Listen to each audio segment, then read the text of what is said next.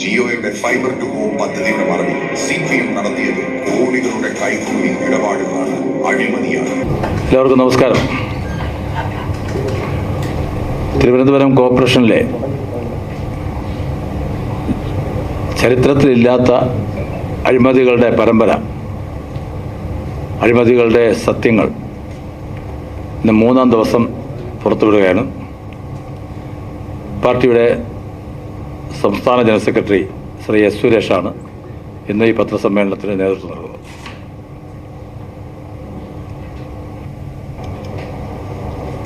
എല്ലാവർക്കും നമസ്കാരം. ഇന്ന് BJP തിരുവനന്തപുരം നഗരസഭയിൽ മാലിന്യം മുതൽ എവിടെയൊക്കെ തിരുവനന്തപുരം നഗരസഭയിൽ ഇടപാടുകൾ നടന്നിട്ടുണ്ടോ അവിടെയൊക്കെ തീവെട്ടിക്കൊള്ളയാണ് ഈ നഗരസഭ നടത്തിയിരിക്കുന്നത്. ഈ കഴിഞ്ഞ 10 വർഷത്തിനുള്ളിൽ ഏകദേശം 20,000 കോടി രൂപയുടെ കരാറുകളുമായി ബന്ധപ്പെട്ട തട്ടിപ്പാണ് ഈ നഗരസഭ നടത്തിയിട്ടുള്ളത്. അതിൻ്റെ ഒരു മേഖലയും കൂടി ആണ് ഇന്ന് തെളിവുകൾ സഹിതം ഞങ്ങളിവിടെ പറയാൻ ആഗ്രഹിക്കുന്നത്. ഇത് തിരുവനന്തപുരം നഗരസഭ ഒരു ഫ്ലാഗ്ഷിപ്പ് പദ്ധതി എന്ന നിലയിൽ ഇവിടെ നടപ്പാക്കിയ ഫൈബർ ടു ഹോം എന്ന് പറയുന്ന പദ്ധതിയാണ്. റിലയൻസിൻ്റെ റിലയൻസ് ജിയോയും ആയി ചേർന്ന് തിരുവനന്തപുരം നഗരത്തിൽ ജിയോയുടെ ഫൈബറുകൾ പോസ്റ്റ് ഇട്ടിട്ട് പോൾ ഇട്ടിട്ട് ജിയോയുടെ ഫൈബർ തിരുവനന്തപുരം നഗരത്തിൽ മുഴുവൻ എത്തിക്കുകയും അതിനുവേണ്ടി പോൾ ഇടുന്ന സമയത്ത് അവിടുത്തെ റോഡ് കുത്തി വെട്ടി മാറ്റുന്ന സമയത്ത് അതിനുവേണ്ടി അടയ്ക്കേണ്ട തുക, അതോടൊപ്പം തന്നെ ഓരോ പോളും ഇടുന്ന സമയത്ത് നഗരസഭയ്ക്ക് കിട്ടേണ്ട അതിൻ്റെ വാടക, ഈ 2 കാര്യങ്ങളിൽ നഗരസഭ കാണിച്ച കൃത്രിമം, അതിൽ കാണിച്ച വെട്ടിപ്പ്, ഇതാണ് ഇന്നത്തെ വിഷയം. ഈ ഫൈബർ ടു ഹോം എന്ന് പറയുന്ന പദ്ധതിയുമായി ബന്ധപ്പെട്ട വിവരാവകാശ പ്രകാരം എടുത്തിട്ടുള്ള ഫയലുകളാണ് ഇത്. ഈ ഫയലിൽ ആദ്യത്തെ ഫയലിൽ തന്നെ അന്നത്തെ മേയർ 2020 ഫെബ്രുവരി 25-ന് തിരുവനന്തപുരം മേയറായിരുന്ന ശ്രീകുമാർ സ്വന്തം കൈപ്പടയിൽ ഫയലിൽ എഴുതിയ കുറിപ്പാണിത്. ഈ കുറിപ്പിൽ പറഞ്ഞിരിക്കുന്നു, കമ്പനി പറയുന്നത് പ്രകാരമുള്ള പണം സ്വീകരിച്ച് അവർക്ക് പണി ചെയ്യാൻ അനുവദിക്കുക എന്നാണ് അന്ന് മേയറായിരുന്ന സഖാവ് ശ്രീകുമാർ സ്വന്തം കൈപ്പടയിൽ ഈ ഫയലിൽ എഴുതിയിരിക്കുന്നത്. അത് പ്രകാരം അതിൻ്റെ കാരണം, അങ്ങനെ എഴുതാനൊരു കാരണമുണ്ട്. ആ കാരണമെന്ന് പറയുന്നത്, ഈ പോസ്റ്റുകൾ ഇട്ട് കഴിഞ്ഞാൽ തിരിച്ച് റോഡ് പഴയ രീതിയിലേക്ക് ആക്കുന്നതിന് തിരുവനന്തപുരം നഗരസഭ ഈ റിലയൻസിൻ്റെ കയ്യിൽ നിന്ന്, ജിയോയുടെ കയ്യിൽ നിന്ന് ഈടാക്കണമെന്ന് പറഞ്ഞത് 28,80,17,266 രൂപയാണ്. അപ്പോൾ 28,80,00,000 പരം വരുന്ന രൂപ റിലയൻസ് മുൻകൂർ അടച്ചാൽ മാത്രമേ റിലയൻസിന് അവരുടെ പോസ്റ്റ് ഇടാൻ അനുവദിക്കാവൂ എന്ന തിരുവനന്തപുരം നഗരസഭയുടെ എഞ്ചിനീയറിംഗ് വിഭാഗം ഉദ്യോഗസ്ഥന്മാരുടെ ഉത്തരവ്, LSGDയുടെ ഡിപ്പാർട്ട്മെൻറ്റ് തലത്തിലുള്ള മാനദണ്ഡങ്ങൾ, ഇത് രണ്ടും കാറ്റിൽ പറത്തിക്കൊണ്ടാണ് നമ്മുടെ മേയർ ശ്രീകുമാർ ഇങ്ങനെ ഒപ്പിട്ടിരിക്കുന്നത്. ഇത് ഒപ്പിടാൻ കാരണം 28 കോടി റിലയൻസ് പറയുന്നു, ഞങ്ങൾ 28 കോടി അടയ്ക്കില്ല. ഞങ്ങളുടെ കണക്ക് പ്രകാരം 11,34,97,215 രൂപയാണ് ഞങ്ങളുടെ കണക്ക് പ്രകാരം കോർപ്പറേഷന് അടയ്ക്കാൻ സാധിക്കുക. അതുകൊണ്ട് ഈ പണം അടച്ചിട്ട് ഞങ്ങൾക്ക് റോഡ് കുഴിക്കാൻ അനുവാദം തരണം, ഞങ്ങളുടെ പോസ്റ്റുകളിടാൻ അനുവാദം തരണം എന്നതായിരുന്നു റിലയൻസിൻ്റെ ആവശ്യം. കോർപ്പറേഷൻ്റെ ആവശ്യം 28 കോടി 80 ലക്ഷം. അപ്പോൾ കോർപ്പറേഷൻ്റെ മേയർ നോട്ട് എഴുതിയിരിക്കുന്നത് കമ്പനി പറയുന്ന, അതായത് റിലയൻസ് മുതലാളി പറയുന്ന, റിലയൻസ് കമ്പനി പറയുന്ന പണം സ്വീകരിച്ചുകൊണ്ട് അനുവദിക്കുക എന്ന് മേയർ എഴുതി വച്ചിരിക്കുന്നത് കോർപ്പറേഷനെ സഹായിക്കാനാണോ അതോ റിലയൻസിനെ സഹായിക്കാനാണോ എന്നുള്ളതാണ് ഒന്നാമത്തെ ക്വസ്റ്റ്യൻ. അതുപ്രകാരം മാത്രം തിരുവനന്തപുരം നഗരസഭയ്ക്ക് നഷ്ടമായിരിക്കുന്നത് 17,45,20,051 പൈസയാണ്. ഈ ഒരൊറ്റ ഉത്തരവ് പ്രകാരം നഷ്ടമായിരിക്കുന്നു. ഇവിടെ നമ്മൾ കാണേണ്ടത് ഈ ഫയല് ഇതിൻ്റെ തുക പൂർണ്ണമായിട്ടും അടച്ചാലേ റിലയൻസിനെ പോസ്റ്റിടാൻ അനുവദിക്കാവൂ എന്ന എഞ്ചിനീയറിംഗ് വിഭാഗത്തിൻ്റെ ഉത്തരവാണ്. ആ ഉത്തരവ് മറികടന്നുകൊണ്ട്, അത് കാറ്റിൽ പറത്തിക്കൊണ്ടാണ് മേയർ 11 കോടി രൂപ അടപ്പിച്ചിട്ട് അനുവാദം കൊടുത്തത്. അതിനുശേഷം ഈ പൈസ ഈടാക്കിയെടുക്കുന്നതിന് വേണ്ടി ചില ഉദ്യോഗസ്ഥന്മാർ നോട്ടീസ് അയച്ചു, ഒരു ഡിമാൻഡ് നോട്ടീസ് അയച്ചു. പക്ഷെ ഡിമാൻഡ് നോട്ടീസ് അയച്ചപ്പോൾ ആ ഡിമാൻഡ് നോട്ടീസ് വച്ച് റിലയൻസ് ട്രിബ്യൂണലിൽ കേസിന് പോയി. ഇതെല്ലാം മാച്ച് ഫിക്സിംഗ് ആണ്. ഇതെല്ലാം പരസ്പരം ധാരണയുടെ അടിസ്ഥാനത്തിലാണ്. ഒരു ഡിമാൻഡ് നോട്ടീസ് അയച്ചു, പൈസ ഈടാക്കിയില്ല, അതിനുവേണ്ടിയുള്ള നടപടികളൊന്നും എടുത്തില്ല, അവർക്ക് ചെയ്യേണ്ടതെല്ലാം അനുവദിച്ചു. അതിനുശേഷം ഒരു ഡിമാൻഡ് നോട്ടീസ് അയച്ചു. ആ ഡിമാൻഡ് നോട്ടീസ് വച്ച് ഈ റിലയൻസ് ട്രിബ്യൂണലിൽ, LSGD ട്രിബ്യൂണലിൽ കേസുമായിട്ട് പോയി. ആ കേസുമായിട്ട് പോയ സമയത്ത് അവർ പ്രൊഡ്യൂസ് ചെയ്ത ഡോക്യുമെൻ്റ് യഥാർത്ഥത്തിൽ കോർപ്പറേഷനും റിലയൻസ് കമ്പനിയുമായിട്ടുള്ള യഥാർത്ഥ ഡോക്യുമെൻ്റ് അല്ല LSGDയിൽ പ്രൊഡ്യൂസ് ചെയ്തത്. അത് പ്രൊഡ്യൂസ് ചെയ്യാതെ ഈ പോൾ ഇടുമ്പോൾ അതിൻ്റെ റെൻറ്റിനെ സംബന്ധിച്ച് ഉള്ള ഡോക്യുമെൻ്റാണ് LSGD ട്രിബ്യൂണലിൽ റിലയൻസ് കമ്പനി പ്രൊഡ്യൂസ് ചെയ്തത്. അതിൻ്റെ അടിസ്ഥാനത്തിൽ കേസിന് പോയി. അപ്പോൾ സ്വാഭാവികമായിട്ടും കോർപ്പറേഷനാണ് എതിർകക്ഷി. കോർപ്പറേഷൻ്റെ വക്കീൽ ചെയ്യേണ്ടത് ഇതല്ല എഗ്രിമെൻറ്റ്, വേറൊരു എഗ്രിമെൻ്റ് ഉണ്ട്, അത് 42/2020 എന്ന് പറയുന്ന ഒരു എഗ്രിമെൻ്റ് ഉണ്ട്. ആ എഗ്രിമെൻ്റ് പ്രകാരം റിലയൻസ് 28 കോടി രൂപ 8,80,00,000 രൂപ അടയ്ക്കേണ്ടതാണ്. അവരടയ്ക്കാമെന്ന് സമ്മതിച്ചു എന്ന് പറഞ്ഞൊരു എഗ്രിമെൻ്റ് ഉണ്ട്. ആ എഗ്രിമെൻ്റ് ഈ 4 വർഷമായിട്ട്, ഈ കേസ് തുടങ്ങി ഈ 3 വർഷമായിട്ട് ഇതുവരെ ട്രിബ്യൂണലിൽ ഹാജരാക്കിയിട്ടില്ല. അങ്ങനെ ഒരു എഗ്രിമെൻ്റ് ഒളിപ്പിച്ചു വച്ചിട്ടാണ് റിലയൻസ് ട്രിബ്യൂണലിനെ അപ്രോച്ച് ചെയ്തത് എന്നുള്ള വിവരവും ഇതുവരെ കോർപ്പറേഷൻ്റെ വക്കീലോ കോർപ്പറേഷൻ അധികൃതരോ ട്രിബ്യൂണലിൻ്റെ മുമ്പിൽ അത് അവതരിപ്പിച്ചിട്ടില്ല. അപ്പോൾ ഇതിൻ്റെ ആകെ തുക എന്ന് പറയുന്നത് ഇത് ഒത്തുകളിയാണ്. റിലയൻസും CPM-ഉം കോർപ്പറേഷനിലെ മേയറും അതുപോലെ തന്നെ അവിടുത്തെ മരാമത്ത് സ്റ്റാൻഡിംഗ് കമ്മിറ്റിയും ഡെപ്യൂട്ടി മേയറും എല്ലാവരും ചേർന്നുള്ള ഒരു ഒത്തുകളിയാണ് ഇവിടെ നടന്നിരിക്കുന്നത്. ഈ ഒത്തുകളിയുടെ ഭാഗമായി കോർപ്പറേഷന് നഷ്ടപ്പെട്ടിരിക്കുന്നത് ഞാൻ നേരത്തെ സൂചിപ്പിച്ചു. ഈ എഗ്രിമെൻ്റ് പ്രകാരം തന്നെ 17,45,00,000 രൂപ കോർപ്പറേഷന് നഷ്ടപ്പെട്ടു. ഇതുകൂടാതെ ഈ പോൾ റെൻ്റ് ഉണ്ട്. ഒരു പോൾ ഇടുന്നതിന് ഏകദേശം 35,000-ഓളം പോളുകളാണ് ഈ കോർപ്പറേഷൻ്റെ എല്ലാ ഭാഗത്തും ഇട്ടിരിക്കുന്നത്. ഈ പോൾ റെൻ്റ് പ്രകാരം 11,25,66,000 രൂപ നഗരസഭയ്ക്ക് 2024 സെപ്റ്റംബർ വരെ കിട്ടണമായിരുന്നു. 2024 സെപ്റ്റംബർ വരെ 11,25,66,000 രൂപ നഗരസഭയ്ക്ക് കിട്ടണമായിരുന്നു. ആ പൈസ കിട്ടിയിട്ടില്ല. നേരത്തെ ഉണ്ടായിരുന്ന 17,45,000 കിട്ടിയിട്ടില്ല. മാത്രമല്ല ഞാൻ 2024 സെപ്റ്റംബർ 9 വരെയുള്ള കണക്കാണ് 11,25,00,000 പറഞ്ഞത് പോൾ റെൻറ്റ്. അതിനുശേഷമുള്ള ഒരു വർഷം, ഇപ്പോൾ 2025 ഡിസംബറാണ്, ഇതിന് ശേഷമുള്ള ഒരു വർഷം എന്ന് പറഞ്ഞാൽ ഏകദേശം 4 കോടി രൂപ കിട്ടണം.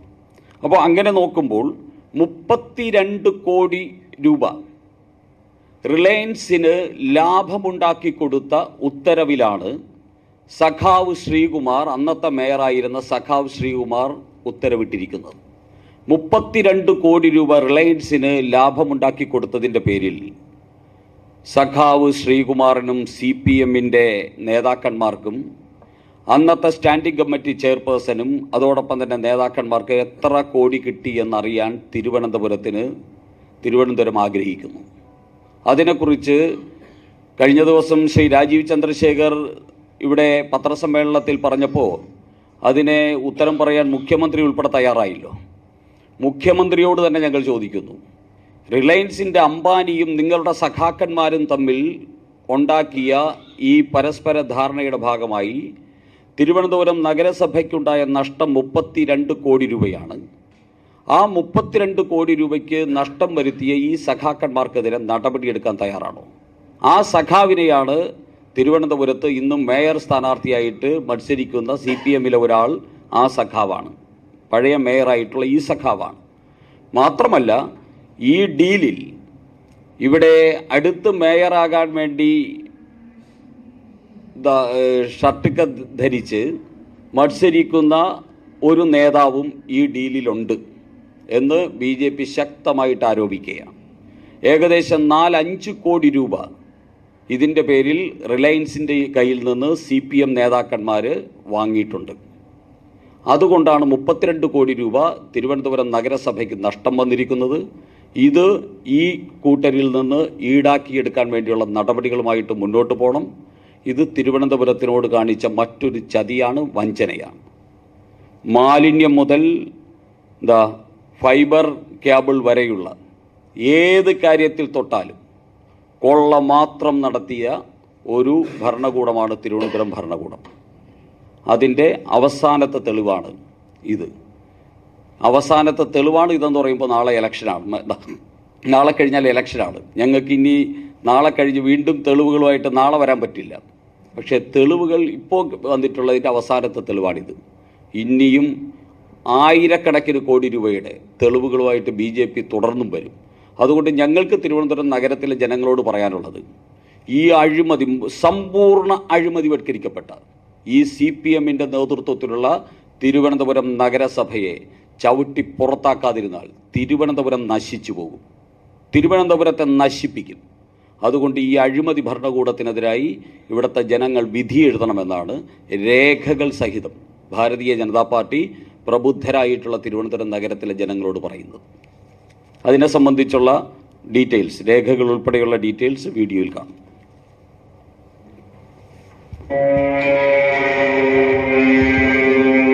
അഴിമതിയുടെ കൂത്തരങ്ങായി മാറിയിരിക്കുകയാണ് തിരുവനന്തപുരം കോർപ്പറേഷൻ.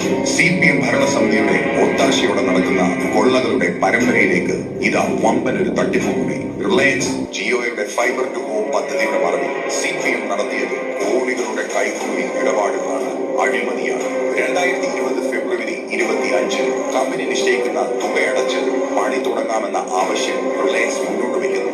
LSTD എഞ്ചിനീയർമാരെ നോക്കുകുത്തിയാക്കി അന്നത്തെ മേയർ ശ്രീകുമാർ സ്വന്തം കൈപ്പടയിൽ എഴുതി നൽകി. കമ്പനി പറയുന്ന തുക അഡ്വാൻസ് വാങ്ങി പണി തുടങ്ങിക്കോളും. ആ ഒറ്റ ഉത്തരവാണ് ഈ കൊള്ളയ്ക്ക് തുടക്കം.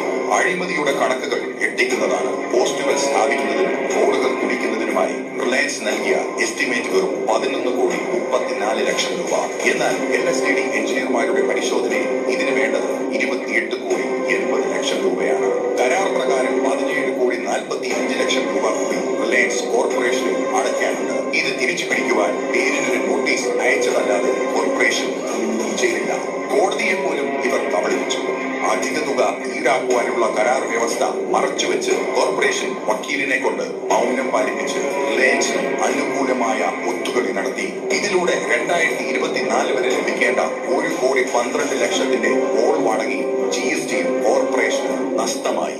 ഓഡിറ്റിംഗിന് പോലും ഫയലുകൾ നൽകിയില്ല. ആകെ 30 കോടിയിലധികം രൂപയുടെ റവന്യൂ നഷ്ടമാണ് തിരുവനന്തപുരത്തെ ജനങ്ങൾക്കുണ്ടായത്. അന്നത്തെ മേയർക്കും ഡെപ്യൂട്ടി മേയർക്കും ഉദ്യോഗസ്ഥർക്കുമായി ലഭിച്ചത് 4 കോടിയോളം രൂപയുടെ കൈക്കൂലിയാണ്. ഇതിലെ ഇടനിലക്കാരൻ ഇന്ന് CPMന്റെ സ്ഥാനാർത്ഥിയാണ് എന്നത് ജനങ്ങളോടുള്ള വെല്ലുവിളിയാണ്. തുടങ്ങിയ ആൾക്കാർക്ക് ഇതിൽ നേരിട്ട് ഈ കൈക്കൂലിയിൽ ബന്ധമുണ്ട്. അത് അന്വേഷിക്കണമെന്ന് BJP ആവശ്യപ്പെടുകയാണ്. മാത്രമല്ല, ഇതുകൊണ്ട് ഒരു വലിയ അപകടം ഉണ്ടായിട്ടുണ്ട്. ഇലക്ട്രിക്കൽ ഇൻസ്പെക്ടറേറ്റ് ഈ പോളുകൾ മുഴുവൻ അപകടമാണ്, മനുഷ്യജീവന് അപകടമാണ് എന്ന് പറഞ്ഞ് ഈ LSGDക്ക് കത്തയച്ചിട്ടുണ്ട്. ആ കത്ത് പ്രകാരം വേണ്ട നടപടിയെടുക്കാതെ, അതും റിലയൻസുമായിട്ട് ഒത്തുകളിച്ച് നടപടിയെടുക്കാതെ പൂഴ്ത്തിവെക്കുകയാണ്. നമുക്കറിയാം, പല മാധ്യമങ്ങളിലും ചർച്ച വന്നിട്ടുണ്ട്, പല മാധ്യമങ്ങളും പറഞ്ഞിട്ടുള്ളതാണ്. പലയിടത്തും ഷോർട്ട് സർക്യൂട്ട് ഉണ്ടാകുന്നു, പോസ്റ്റിൽ തൊടുന്ന സമയത്ത് ഈ പൈപ്പിൽ തൊടുന്ന സമയത്ത് ഷോക്കടിച്ചു, പലർക്കും പരിക്കേറ്റിട്ടുണ്ട്. അങ്ങനെയുള്ള സാഹചര്യങ്ങൾ തിരുവനന്തപുരം നഗരത്തിൽ നിരന്തരം നടന്നുകൊണ്ടിരിക്കുകയാണ്. അപ്പോൾ ഇതൊക്കെ ഈ മനുഷ്യജീവന് പോലും അപകടകരമായിട്ടുള്ള രീതിയിലുള്ള ഒരു കരാറിലാണ് CPM ഇത്രയും കോടികളുടെ അഴിമതി നടത്തിയിട്ട് റിലയൻസുമായിട്ടുണ്ടാക്കിയിരിക്കുന്നത്. അപ്പോൾ ഇത് അതീവ ഗൗരവത്തിലെടുക്കണം എന്നുള്ളതാണ് BJPയുടെ അഭിപ്രായം. ഈ അഴിമതി ഭരണകൂടത്തെ തൂത്തെറിയാൻ നമ്മൾ ഓരോരുത്തരും തയ്യാറാകണമെന്നാണ് തിരുവനന്തപുരം നഗരത്തിലെ ജനതയോട് BJPക്ക് അഭ്യർത്ഥിക്കാനുള്ളത്. ഇതിനെ സംബന്ധിച്ച് നീ ചോദിക്കാനുണ്ടോ?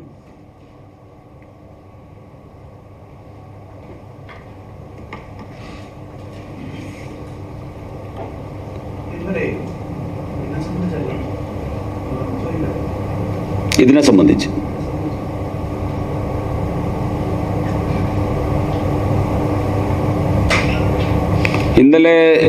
ഇന്നലെയും മിനിഞ്ഞാന്നുമായി ശ്രീ രാജീവ് ചന്ദ്രശേഖർ ഈ അഴിമതി ആരോപണങ്ങൾ ഉന്നയിച്ച സമയത്ത് ഇന്നലെ മുഖ്യമന്ത്രി അദ്ദേഹത്തെ ശ്രീ രാജീവ് ചന്ദ്രശേഖറിനെ എതിരായിട്ടുള്ള ഒരു പത്രസമ്മേളനം നടത്തുകയുണ്ടായി. ആ പത്രസമ്മേളനത്തിൽ അദ്ദേഹം ഇവിടെ പുറപ്പെടുവിച്ച ഒരു അഴിമതി ആരോപണത്തെ സംബന്ധിച്ചും അദ്ദേഹത്തിനൊന്നും പറയാനുണ്ടായിരുന്നില്ല. ഇവിടെ മാലിന്യം മുതൽ ദൈവത്തിൻ്റെ സ്വത്ത് വരെ കൊള്ളയടിക്കുന്ന അദ്ദേഹം നേതൃത്വം നൽകുന്ന CPMന്റെ ഭരണകൂടത്തെക്കുറിച്ചോ CPMനെ കുറിച്ചോ ഒന്നും പറയാനില്ലാത്ത മുഖ്യമന്ത്രി രാജീവ് ചന്ദ്രശേഖറിനെതിരെ വ്യക്തിപരമായിട്ടുള്ള ആക്രമണം നടത്താനാണ് ശ്രമിച്ചത്. അത് ദൗർഭാഗ്യകരമാണ്. ഞങ്ങൾക്ക് മുഖ്യമന്ത്രിയോട് പറയാനുള്ളത്, രാജീവ് ചന്ദ്രശേഖർ ഊരിപ്പിടിച്ച വാളുമായിട്ട് കേരള രാഷ്ട്രീയത്തിലേക്ക് വന്ന വ്യക്തിയല്ല. രാജീവ് ചന്ദ്രശേഖർ വിജ്ഞാനത്തിൻ്റെയും മികവിൻ്റെയും പ്രതീകമായിട്ടുള്ള ടെക്നോക്രാറ്റ് എന്ന നിലയിൽ കേരള രാഷ്ട്രീയത്തിലേക്ക് വന്ന വ്യക്തിയാണ്. ഇന്നിൻ്റെ കേരളത്തിനും നാളെയുടെ കേരളത്തിനും ഊരിപ്പിടിച്ച വാളല്ല ഇനി വേണ്ടത് എന്ന തിരിച്ചറിവ് മുഖ്യമന്ത്രിക്കുണ്ടാകാത്തത് സ്വാഭാവികമാണ്. പക്ഷേ ഈ കേരളത്തിലെ ജനതയ്ക്കറിയാം, ഇനി കേരളത്തിൽ വേണ്ടത് ഊരിപ്പിടിച്ച വാളല്ല, വിജ്ഞാനവും അതോടൊപ്പം തന്നെ മികവും നേതൃശേഷിയും ഒക്കെയുള്ള രാജീവ് ചന്ദ്രശേഖറിനെ പോലെയുള്ള വ്യക്തികളാണ് വേണ്ടതെന്ന് കേരളത്തിനറിയാം. ഇന്നല്ലെങ്കിൽ നാളെ ശ്രീ പിണറായി വിജയനും മാർക്സിസ്റ്റ് പാർട്ടിക്കും അത് ബോധ്യമാകും എന്നാണ് അദ്ദേഹത്തിനോട് ഞങ്ങൾക്ക് പറയാനുള്ളത്.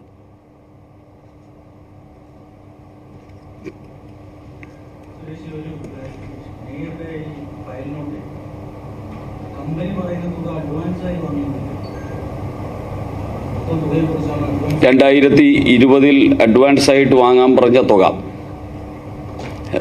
ഒന്ന് അങ്ങനെ ഇപ്പോൾ എൻ്റെ വീട്ടിലേക്ക് ഒരു പൈപ്പ് കണക്ഷൻ എടുക്കാൻ അടുത്ത റോഡൊന്ന് കുഴിക്കണമെങ്കിൽ ഇവിടുത്തെ ഒരു സാധാരണ തിരുവനന്തപുരത്തുകാരനോട് മേയർ അങ്ങനെ എഴുതി കൊടുക്കുമോ?